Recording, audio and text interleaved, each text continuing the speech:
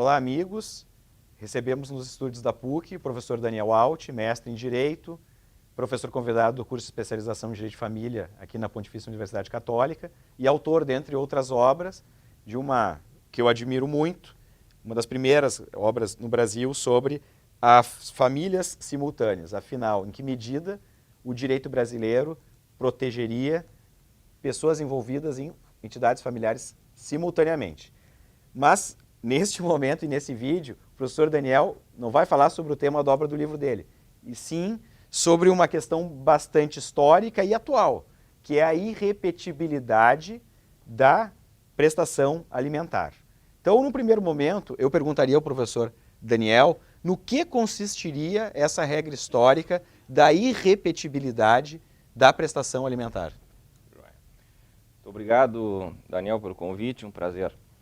Com relação à irrepetibilidade dos alimentos, isso é uma matéria bem pacífica dentro da natureza jurídica dos alimentos, das características que ele tem ao lado de imprescritibilidade, uma série de outras circunstâncias, mas a irrepetibilidade em si, ela denota a impossibilidade de que, uma vez feito o pagamento dos alimentos, eles não podem ser devolvidos, mesmo que o valor tenha sido pago numa quantia superior àquela que realmente era devida. Muito bem. E dentro dessa ideia de repetibilidade, a doutrina discute bastante se seria possível identificar alguma exceção ou algumas exceções à regra da irrepetibilidade. Então, hipóteses em que o devedor postula a devolução daquilo que, na visão dele, foi pago de forma indevida, digamos assim. Como o senhor vê esse fenômeno? Essa discussão doutrinária, mas também jurisprudencial, ela teve um grande destaque nos últimos tempos, sobretudo por conta de uma decisão do STJ, que tratou de alguns assuntos e maiormente naquilo que diz respeito à fixação de alimentos, na casuística que diz respeito à fixação de alimentos provisórios que estão fixados enquanto perdura o processo, e quando tem uma decisão que fixa definitivamente, tem o artigo 13 da Lei 5478, a Lei de Alimentos, que diz que os alimentos eles devem retroagir a data da citação quando fixados definitivamente. Mas aí surge um problema. Surge um problema que é a divergência, a possível divergência entre os valores fixados provisoriamente e aqueles que são fixados em definitivo. Se houver uma divergência de valores, principalmente no caso de ter algum valor maior aqui nos alimentos provisórios e menor na sentença definitiva, esses valores que foram pagos ao longo do tempo, eles não vão ser devolvidos àquela pessoa que efetuou o pagamento. Mas, mais importante ainda, é uma outra problemática.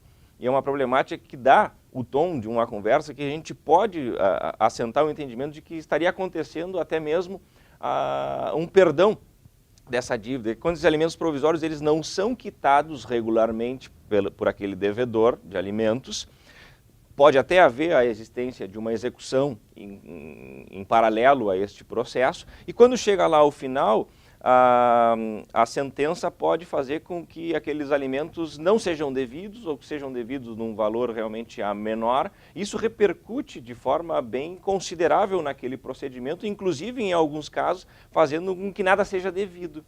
E é importante destacar que aqui no Tribunal de Justiça, esse posicionamento da retroação dos efeitos da sentença, principalmente quando se diminui o valor dos alimentos, ele não teria cabimento. Mas no STJ não, o entendimento é pacífico, é unânime no sentido de que essa retroação é em todos os casos, seja de majoração, seja de redução dos alimentos, seja de exoneração. Muito bem.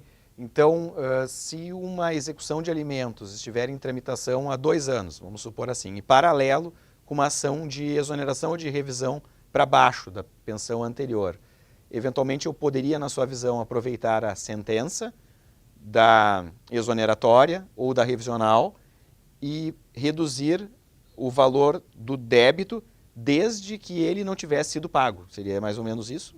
Sim, teria essa repercussão, sobretudo nesses casos em que não existe o pagamento, que a dívida está em aberto ainda. Então, havendo essa decisão superveniente que modifica os parâmetros do cálculo, obviamente essa conta merece pelo posicionamento do STJ, ser revisada para fim de retratar essa realidade e está dialogando com o artigo 13, parágrafo 2º da Lei de Alimentos. Muito bem, muito obrigado de novo pela atenção, professor Daniel. Agradeço a todos pela atenção ao vídeo.